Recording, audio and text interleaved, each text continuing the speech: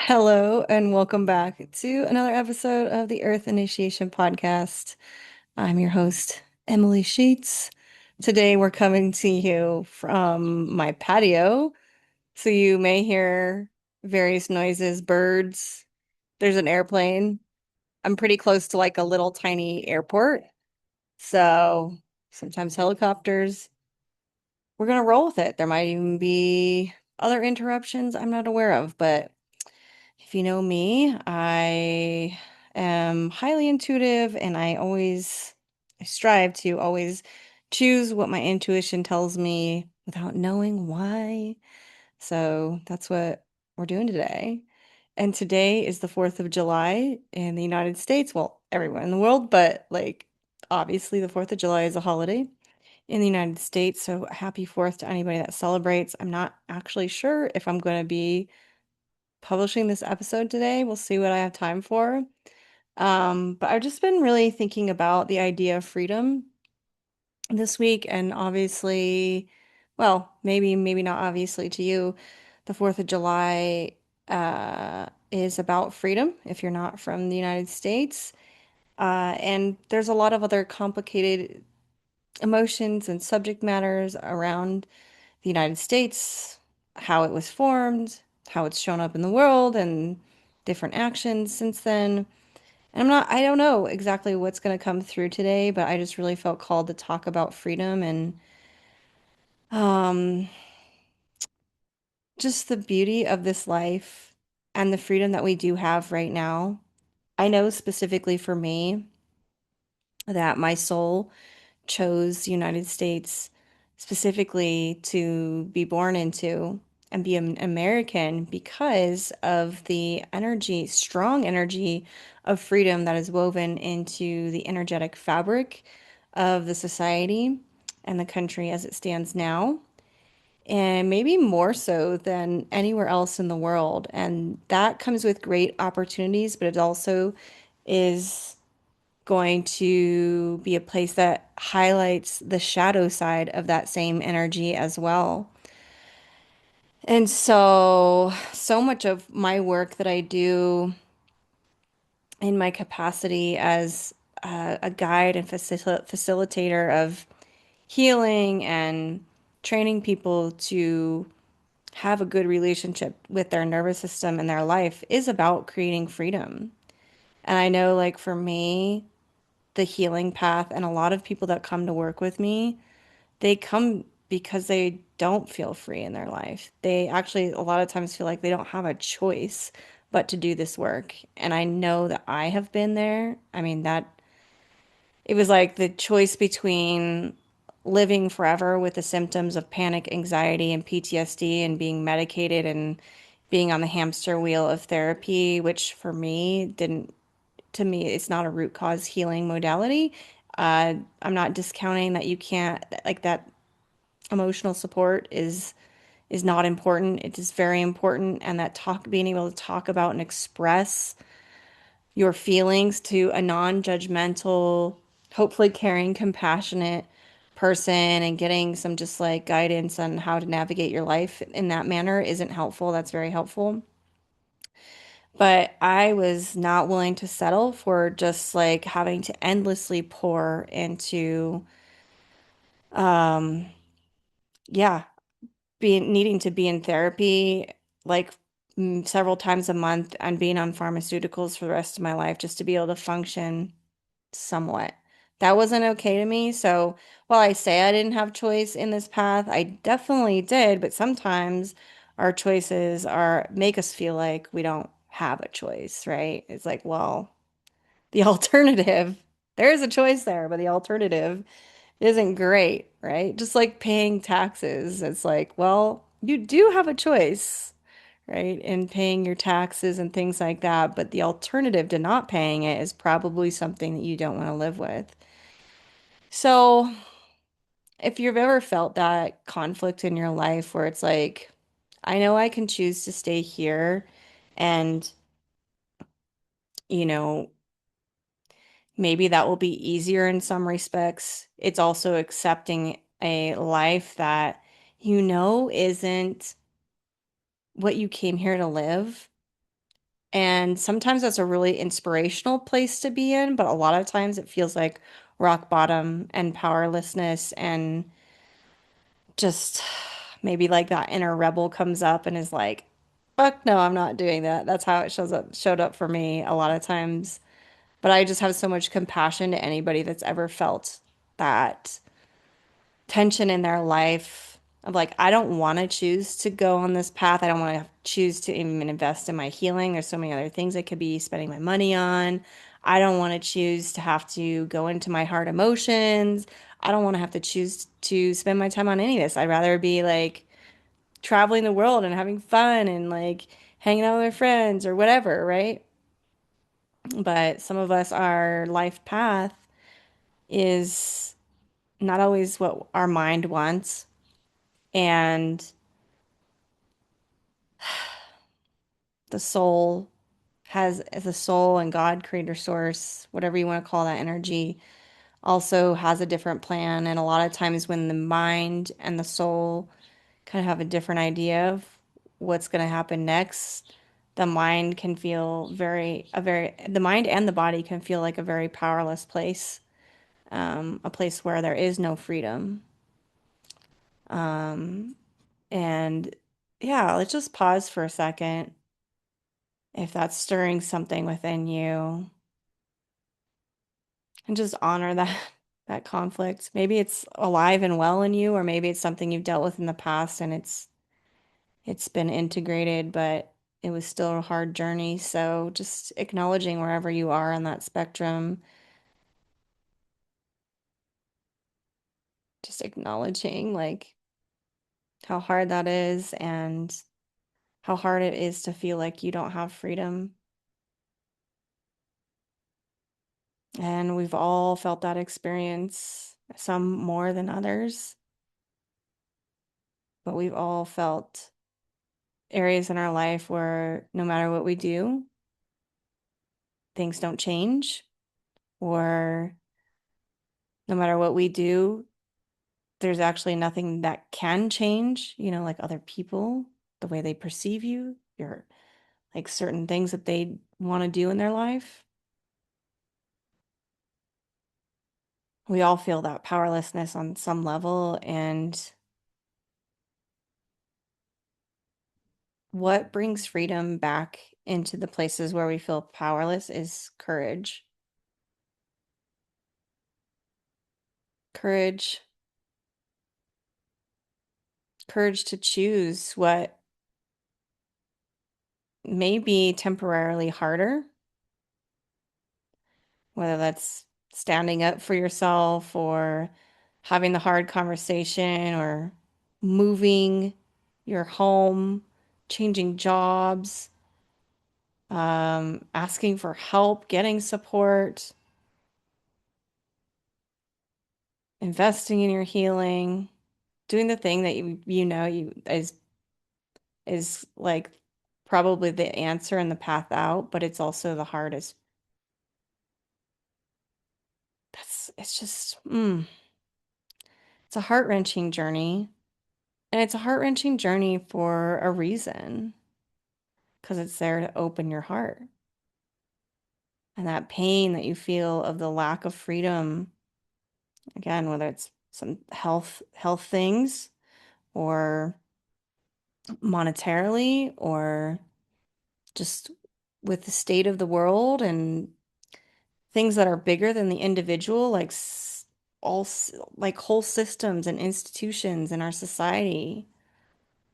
Sometimes it can feel very powerless, and that heartache, that heartbreak, that grief, that anger, all of those like mixture of emotions that go into that powerless state, they deserve to be recognized and honored. I'm smiling because one of my neighbors is playing Miley Cyrus, Party in the USA. I don't know if you can hear it. You may be able to, you may not be able to.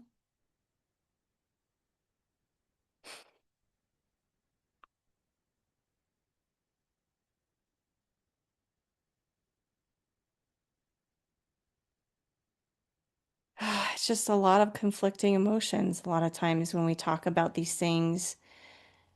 And yet, the real path to freedom, inner freedom, which is the primary freedom that I think, if you're here listening to this, like you are meant to walk that path to create inner freedom on the inside.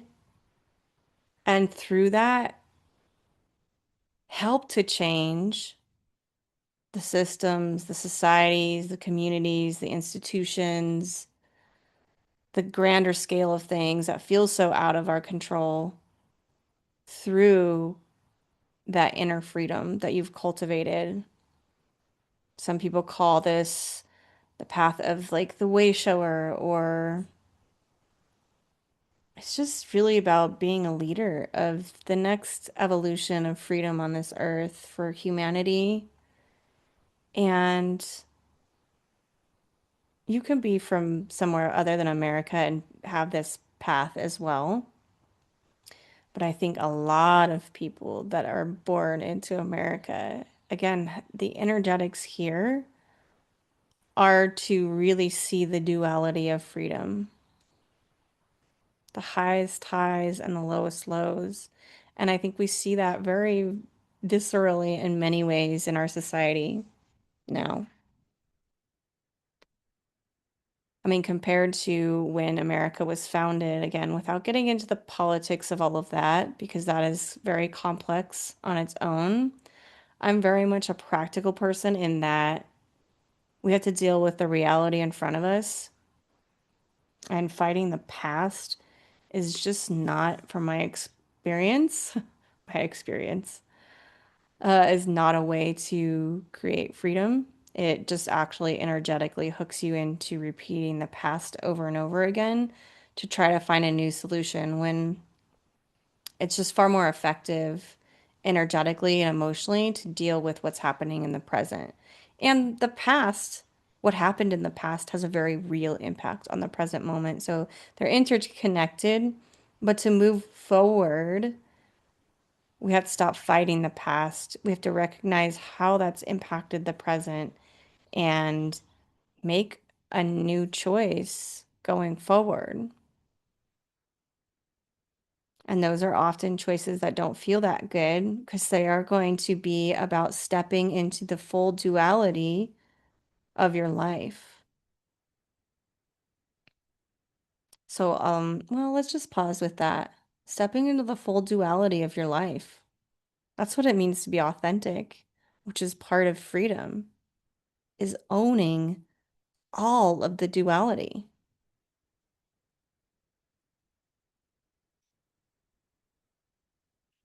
What does that mean for you right now?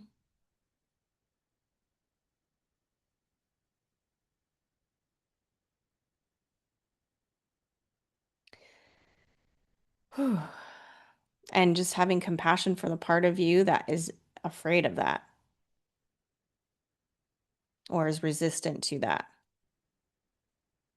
You know, when we say owning the duality, it means the courage to be disliked, the courage to fail, the courage to have conflict within yourself, to acknowledge that, to be honest about it, the courage to choose a path, right? Even if people are going to hate you for it or judge you for it. Choose how you want to show up, even if it goes against everything that you've ever been taught. That's what freedom really is. It's about choice, but we can't actually ever access our free will choice as humans if we aren't willing to step into full duality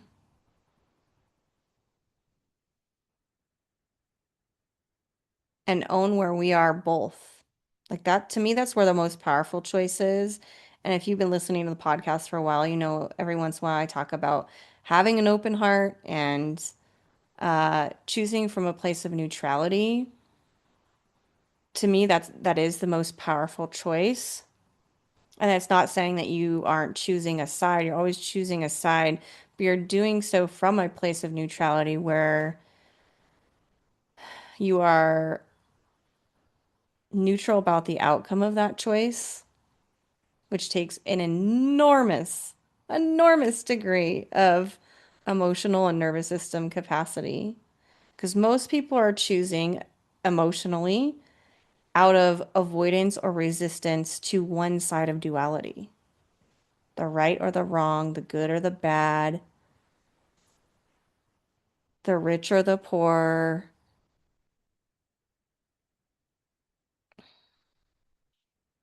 You can probably fill in the blank with a lot of different dualistic choices here. And it really encompasses everything, like the three major areas of your life, your health, your wealth, and your relationships. And so to be able to have the full power of your choice online is the process of the initiation of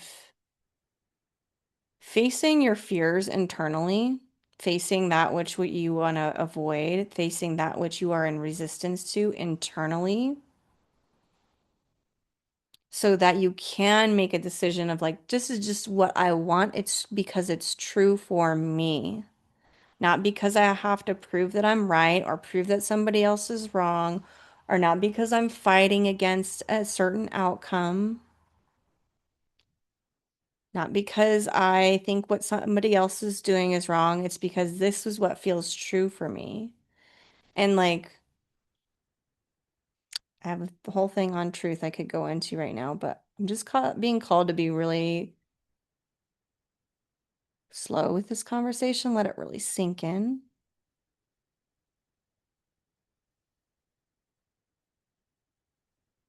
Like, what happens if you even remove the idea of right and wrong from your truth? Man, that is powerful. Deeply, deeply powerful.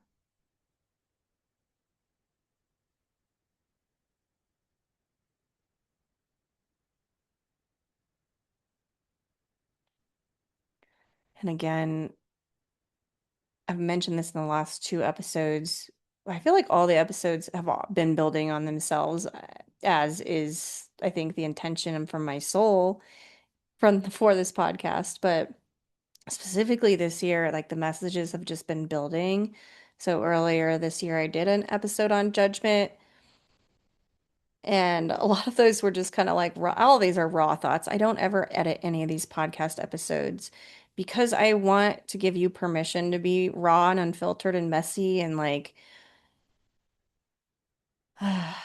imperfect and how you communicate. Like, it's just like one big permission slip to let you be who you are. But anyways, that's the real secret of neutrality is letting yourself be who you are. Because if you do the inner work, you will find parts of you that are on all sides of duality. We are all of it. Our ancestors have played all the roles from the villain to the hero and so on.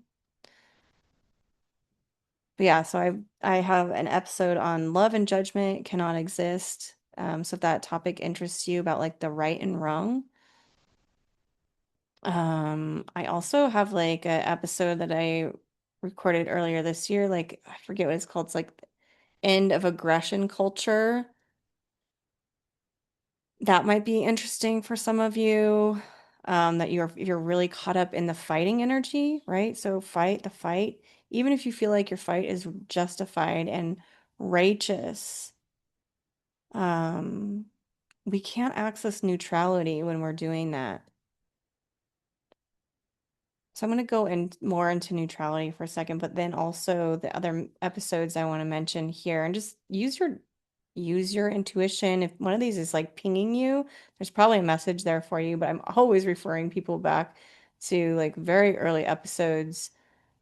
I think it's episode 4 and 5, if I'm not mistaken. It's about the drama triangle, the idea of the victim, villain, savior. And then I did a whole episode on the savior, the rescuer dynamic. Mm. Which I thought I was going to come talk about today, but maybe I will, maybe I not. I don't know. Who knows? We'll see what'll come up. But um, freedom, like real freedom, is not found inside of that drama triangle when you're playing any of those roles, the victim, the villain, or the savior. They're all valid spaces to be in. We're not judging them. They all deserve love, they all deserve recognition, but they're the ways that we cope unconsciously with the duality when we're not in our full power. So to be in your full power, which is to have more freedom, especially inner freedom, but to have that reflected back to you in this reality through your health, your wealth, your relationships, to really feel that in your life, you have to exit out of the drama triangle, and which means you have to be making decisions from neutrality. Neutrality, which is I'm not attached to the outcome. I'm not trying to rescue anybody. I'm not trying to save anybody. I'm not trying to fight anybody. I'm not trying to avoid anything. I'm not trying to resist anything. I'm not trying to prove myself again. All of that stuff, right? So, like the victim, when we're operating from victimhood, what is the motive, like a lot of the motivator is kind of that why me mentality, right? I'm just giving you these examples so you can help connect the dots in your own life of, oh, that's when I'm in this frame. So like nothing works out for me. Um, when you're making decisions from a victim mindset, you're a lot of times blaming a lot of other people for your circumstances.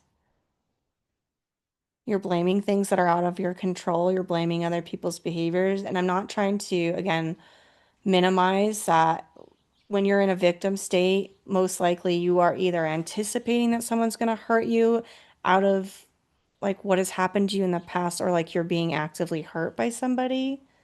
And it is that powerless state.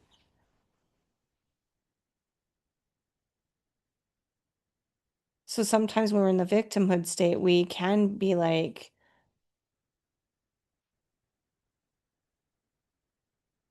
fighting for power or fighting against those who have power.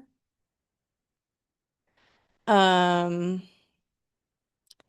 or it also a lot of times feels very confusing. Like we don't have direction in life. The victimhood is a very directionless, helpless state. It can be that state where feel like you have no choice. There's no good choice here. That's the one that resonates with me the most.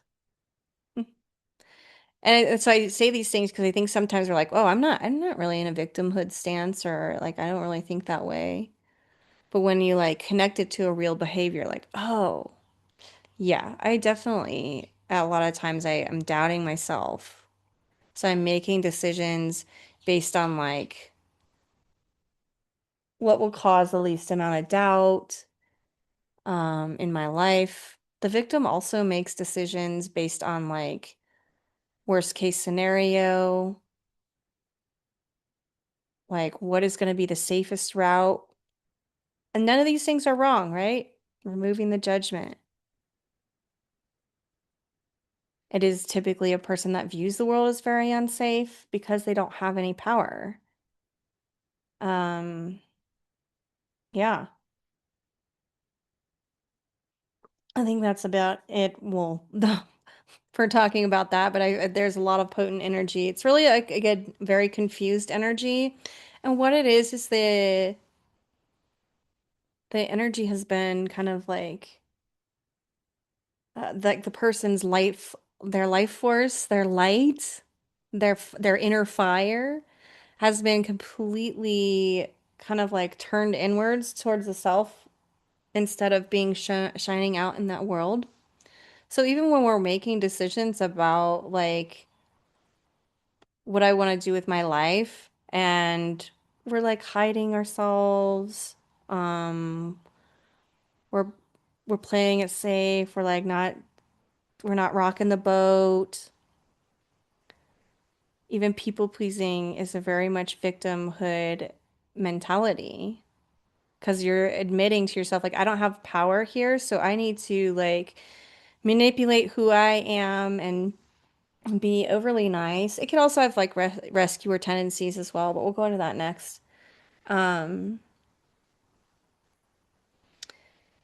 yeah, people pleaser just yeah, it's like I don't have power, and the only power I do have is to kind of like manipulate myself so that people will like me or I can find safety or I can find success. You don't have any intrinsic power on your own. I mean, all of these states, they don't have any intrinsic power on their own, and that's why I call them, they're all disempowered states. That was what I went into that episode for. So moving on, how you can recognize you're in that rescuer mentality is not so much about you and like how you're viewing yourself, but you are very concerned about other people. And it can be like a continuation of the people pleasing pattern, wanting to be the good person, the right person, but there's a lot more fire and energy there where you can take action. You don't feel like like a victim to your circumstances or like you don't really have power. There's a lot more power, but the power you're using is like, I'm gonna save the world. I'm going to save other people. I'm going to protect other people from all the evils of this world. So it's very much like not really thinking about yourself a lot of times. Self-sacrificing, martyrdom, all those kinds of patterns. I know all of these so well. And what they're really doing is actually they're hiding their own inner victim. So it's like, I don't know, you could bounce around in this circle, right? A lot, or this triangle.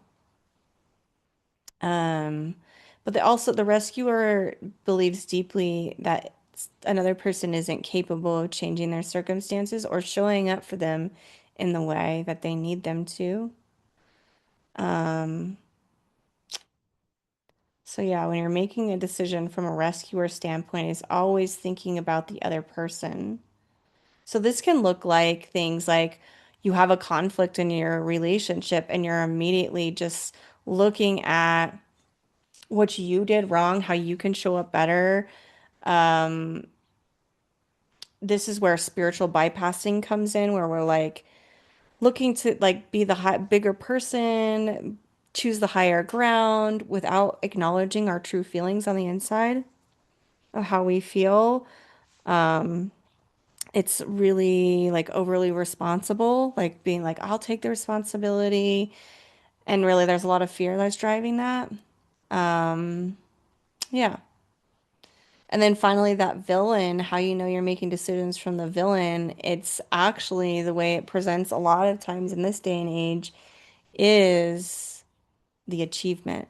Like I've got this drive to be successful and get resources for me and my family. And look, at all these energies are useful, right? And they're helpful, but they're survival patterns.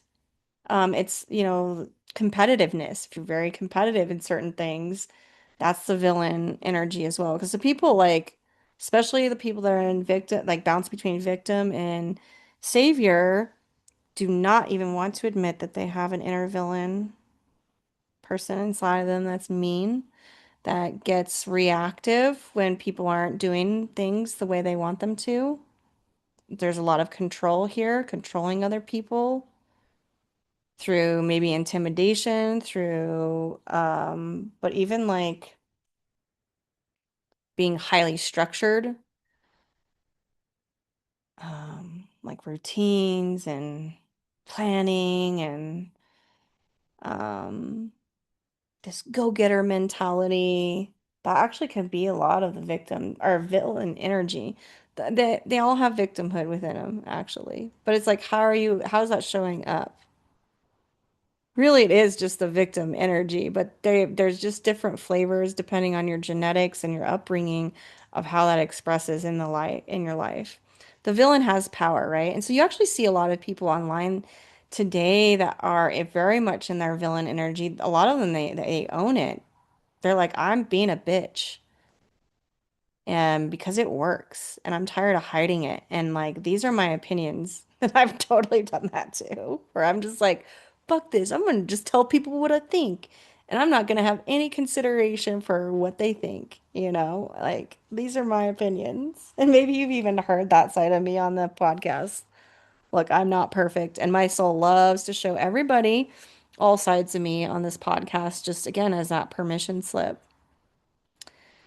Um, because a lot of us think the villain is like, I'm gonna hurt you, and I'm making decisions because I'm gonna hurt you.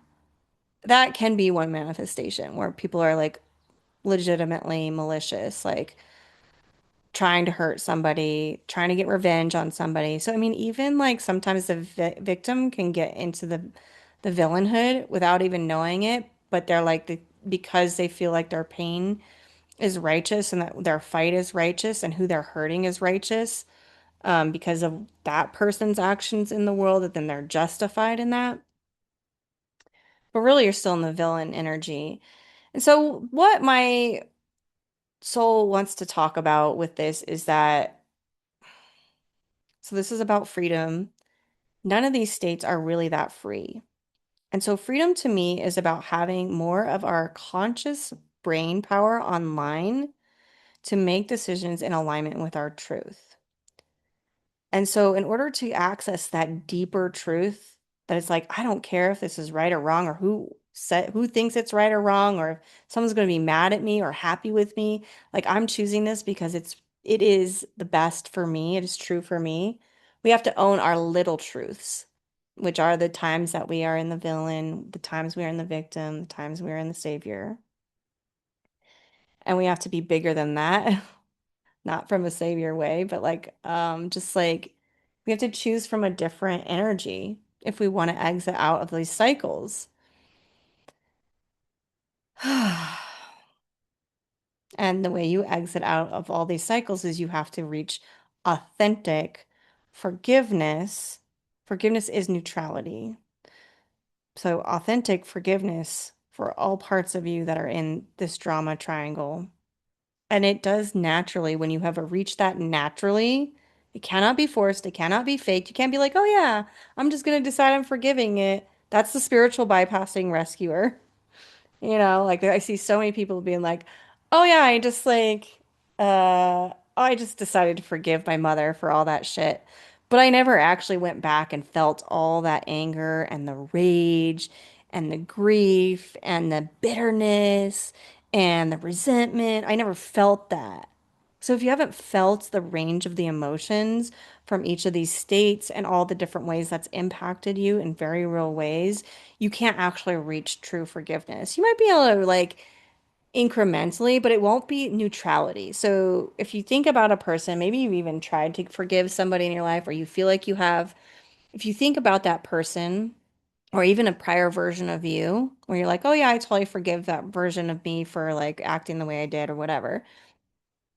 You think about that person, and if you bring them to your mind and you are not neutral, like you literally, it's not like I could care less. You know, that's not neutral, where you're just like literally have like nothing. I have no ill will towards this person. I have nothing spiking my nervous system on the inside when I think about this person. I actually can just feel compassion for everything we went through together in that relationship, like their side of it, my side of it. I feel complete. And I don't feel like there's anything left here. It's just like this emptiness instead of like I'm moving on, like fuck that. You know, like so that's a lot of people do try to force forgiveness in that way, and it actually just doesn't work on the energetic level, and it creates a lot of frustration and anger because those are probably the emotions that are holding you back from forgiving. I'm laughing because I've been through this so many times. It's like, yeah, when you try to fake forgive someone just because you're like, I know I need to forgive my mother, I know I need to forgive my father or that person that hurt me, a person that fucked up my life and has caused me so much pain. I know I need to forgive them, but like if you are still feel sad when you think about it, or you still feel like, damn, I just really regret that, or like any of those things, like, that is your key to the real true forgiveness. So forgiveness is the only way out of the loop. And so these are the energies I'm talking about and I teach about all the time.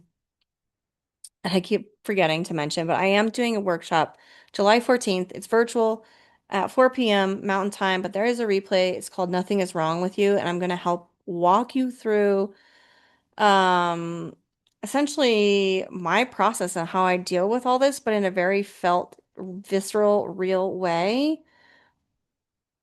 where I'm going to be walking you through my four-step process to closing the gap between your head and your heart and your body.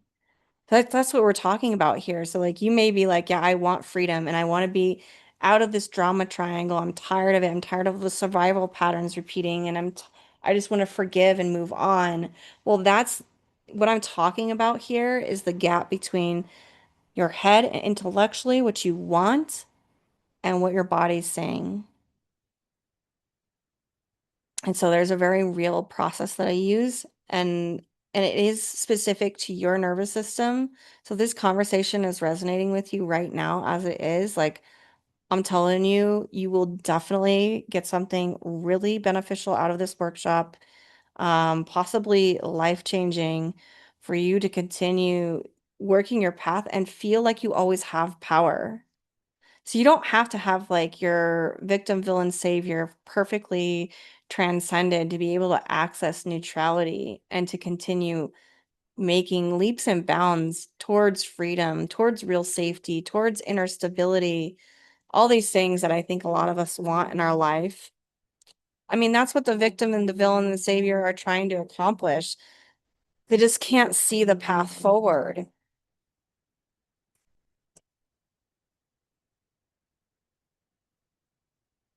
So before I move on forward, if this is like resonating with you, please, please, please, please be decisive in that. We're not avoiding anything. You're actually choosing to move forward, and you're taking this whole conversation that you're still listening to this as a sign that it's for you. Um, unless you have like a big strong no to that, please please pause this and go sign up for that workshop. Because if you listen after July 14, it's not going to be available. I'm not going to like keep it out there for purchase right now. So, anyways, hmm. Yeah, the last part I want to talk about is that you can't force forgiveness, so you can't force neutrality. And this was a message that was delivered to me maybe 3 years ago when I was walking in the woods of Colorado. The trees actually taught me this about forgiveness, the aspen trees. And if you know anything about aspen trees, they are like some of the largest organisms in the world, I want to say. I could be butchering this, but like a single aspen tree isn't a single aspen tree. It's actually like a huge network of trees all communicating at the root. And that's kind of what humanity is. And so they were teaching me about oneness and forgiveness and freedom and neutrality and how they're all really the same concept. And that when you're living in this world where we are all connected at the roots, whether we like it or not, we are all in this world where people are making their own decisions based on whatever. How do you, as a single tree, thrive if the whole world is, you know, caught up in these energies around you? And actively, through that, actively creating more of the drama triangle, more of the drama cycles, recreating the pain of the past over and over and over again. How do you step out of that? The trees told me forgiveness and neutrality and freedom. And freedom, free will choice is freedom, the freedom to choose. And so that can be cultivated within you. And that's again, that's what we're going to be helping you actually map out is like, how do you arrive at that for yourself in the workshop? But it is a path of unconditional love and learning to apply that to yourself, no matter what you're feeling. It's about owning duality, that is like the reality of duality and making choices based on truth. So the last part I want to talk about is I keep saying you don't have free will choice and you're when you're in the drama triangle. And that's because when you're in the drama triangle, your heart is closed. And I know a lot of people might be triggered by that. If you're in the rescuer, your heart is not open. Um, it's not. If you're in a victim, your heart's not open. If you're in the villain, your heart's not open. That's not to say you don't have any part of your heart open at any time, but it's not where you're acting from, and it's not what's guiding your life. Um, because the heart is the neutral point in the body. Like if you look at the chakra system as well, it's the middle point, right? We have one, two, three chakras here, and then the heart is the four, and then we have the three, two, one. And those are the basic chakra system. The heart is the unifier. It is the neutral field. It is a place where giving and receiving is balanced, right? Um, I can go on about this, when we're talking about ascending, accessing unity consciousness and creating that in this world and having more love being the guidance in our societies. You access that through the heart, right? And you graduate from the three to the four. But most people haven't even fully grounded themselves in their root, which is the one, the first dimension.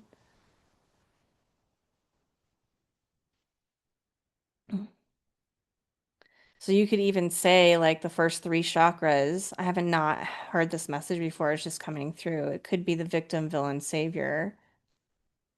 Like the root at the very, your root chakra is about stability, safety, money, survival.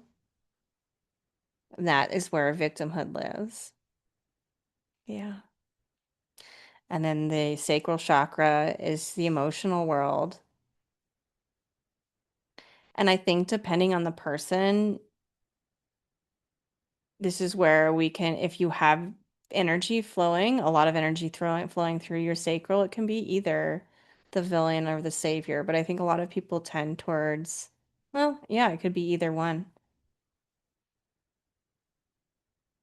And same with the solar plexus. But if I had to label one as the other, I would say the solar plexus would be the villain. This is a power center.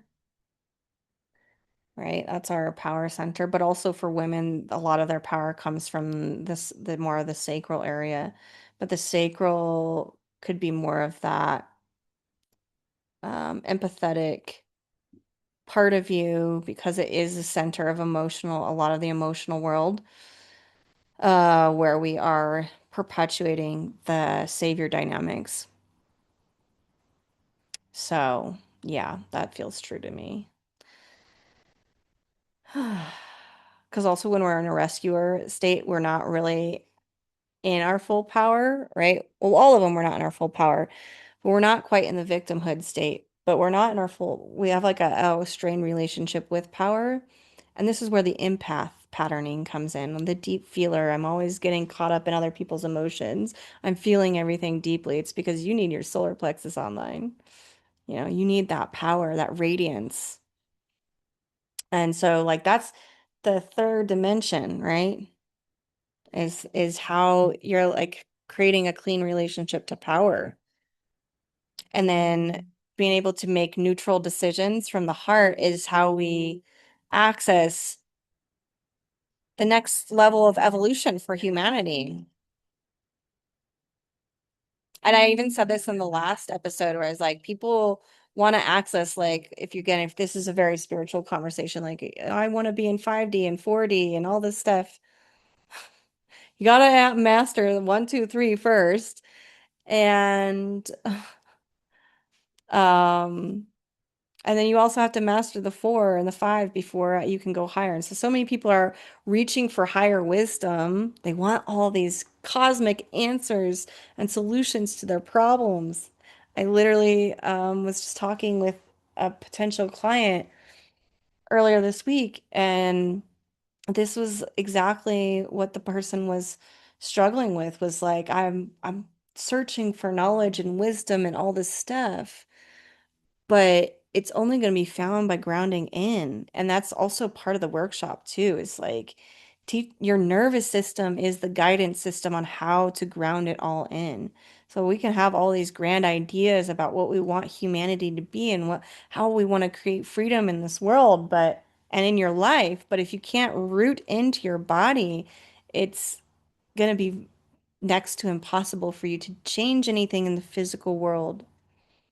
And then the heart way is the heart path is how we move forward through that neutral decision making, in the sense where it's like we're not making emotional based decisions. It's decision based on like, this is my truth. So whereas a lot of emotional based decisions is about avoiding pain, avoiding things that we don't want to happen in our life, and moving towards things that are pleasurable, is how like that traditionally has been wired. So, oh yeah, the whole point was the subconscious mind. So your subconscious though, like to access the free will choice, the neutral choice, you have to be in the heart space. The heart has to be open. If you're in the victim, villain, savior cycle, your heart is not open. Again, it could be like open to varying degrees, but you're probably making decisions from somewhere other than your heart. Again, the heart is the bridge too between the higher realms, the spiritual realms, the God, the creator, your soul, like all the inspiration, the amazing wisdom and knowledge that comes from beyond this space and time that is going to really help humanity, but also it's the bridge between like how do we actually apply that in the physical? How do we make that real here? And that's what I'm about, right?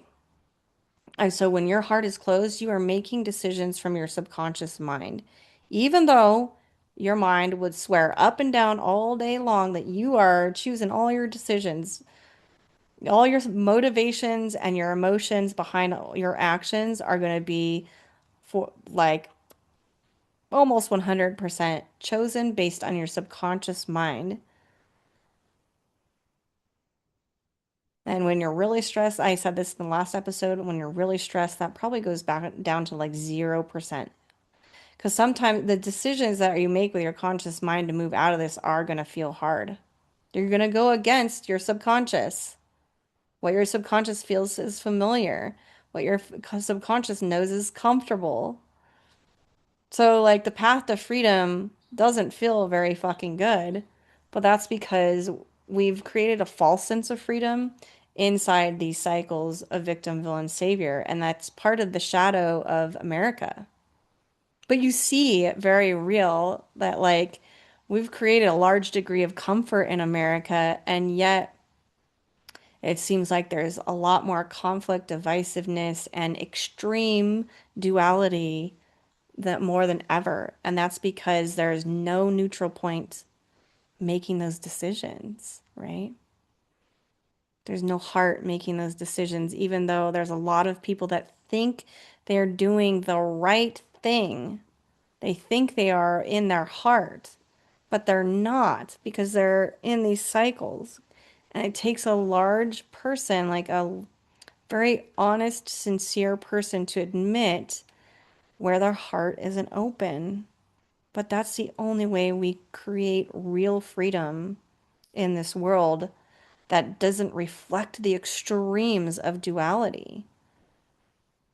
So, um, yeah, when you're operating in that drama triangle, victim, villain, savior, you're drawing on your subconscious mind, which is the past. So the past is motivating your decisions, your actions, your thoughts in the present. And what happens when we are only working on our past is that we just end up recreating it. We end up recreating more extreme versions of our past. And that's actually the beauty of life. Life is trying to show you through the extreme duality. Look, this is what you all are creating. So, in order to stop creating that, don't fight against it. What does it make you feel? How are you contributing to that? What is your personal contribution to the dualistic fights and conflicts?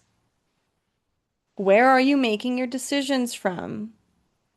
What kind of emotions are driving them? Like literally just think about, for example, Donald Trump.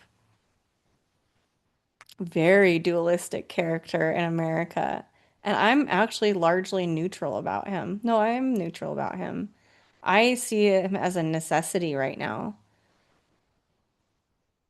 Do I prefer people in leadership that actually understand unconditional love and how to operate that way and how to create policies and societies that operate on love? Yeah, of course I do.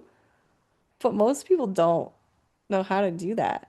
No Democrat or Republican anywhere on any ticket knows how to do that. Maybe Marianne Williamson was the only one that I feel like had some of the grasp of like this kind of knowledge, but she didn't get enough votes. So, or she's not even popular. You may not even know her.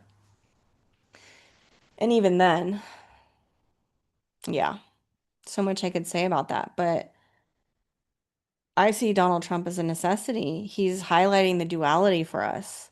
Whatever you feel about Donald Trump, I guarantee you will help you open your solar plexus and probably your all three of your lower chakras because he's hitting a lot of people in their safety and their security, their root. He's hitting a lot of people in the emotional world, creating a lot of anger and friction. Like, guys, avoiding your anger is poison. It's poison.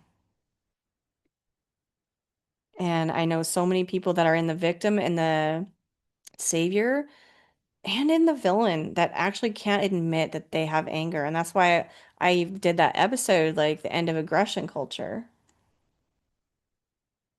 Because right now, the people that have power are just effective at yielding their anger and even creating anger because it is a kind of a form of currency because it's so suppressed. So it's like if you really want to change the world, go deal with your anger. The anger he's showing you is like a gift. It is so beautiful, honestly.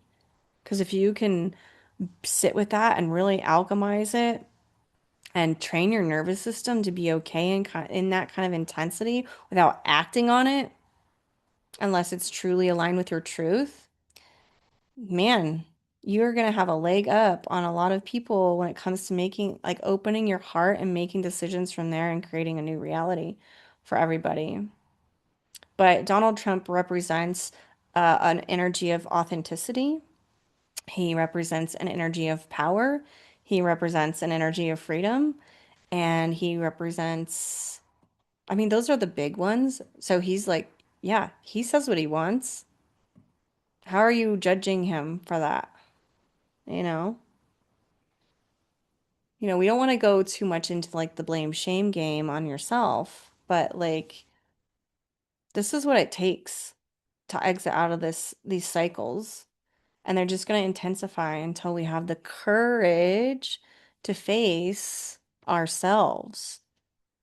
And that's not to say you're to blame for what Donald Trump's doing, but I'm just saying he's showing you a mirror through his power and how he's yielding it, through his authenticity and how he's yielding it. He's probably one of the most authentic fucking, I mean, he's a liar, but like he's one of the probably one of the most authentic politicians we've seen on the world stage. Period. Um, he's very wealthy, right? So there's a lot of concepts that he can be bringing up within you. And this is how I operate though, is I use what life is delivering me It's so perfect. It's so beautiful. Exactly it is. Duality is working perfectly. And it is so beautiful for you to show you the exact ingredients of what you need to move forward in your life. How to actually open your heart, how to actually have stability, how to have a great inner freedom, which is like the emotional world. Well, and it's the inner freedom is actually to be able to direct your thoughts, have your mind and your body on the same page, have your emotions be in agreement with that, right? So many times we're like, I say an affirmation of like, I just want more peace, and your body is like, oh, I don't feel peaceful, and la, la, la, la. All that stuff is what is going to help you create that alignment, which then opens the heart. Yeah, yeah. And when we can make decisions from the heart and it's open, that's when the whole world changes. Because one person making heart-led decisions is infinitely more powerful than 10,000, 100,000 people that are stuck in the drama triangle. Because remember, they don't have power because their heart isn't open. So they're just they do have power, and that power is being directed by their subconscious. And if they're doing no inner work at all, they're just recreating the past. So this is a way forward for me. This is my July 4th freedom message. Freedom is here right now. Your life is showing you exactly what you need to create more freedom. That is how beautiful this world is. Because if we could never see what was going on our inner world, then we would just always be a victim to our reality, right? And I think that's where I'm going to leave the message today. I hope you join me on the workshop. If you listen to this whole thing, please. My soul is like, there's really not a lot of question in this. You are meant to be at that workshop, and I hope to see you there July 14th. If you're listening after that date, I just hope this message serves you well, and maybe look into working with me because that might be the next best step for you. Okay, bye.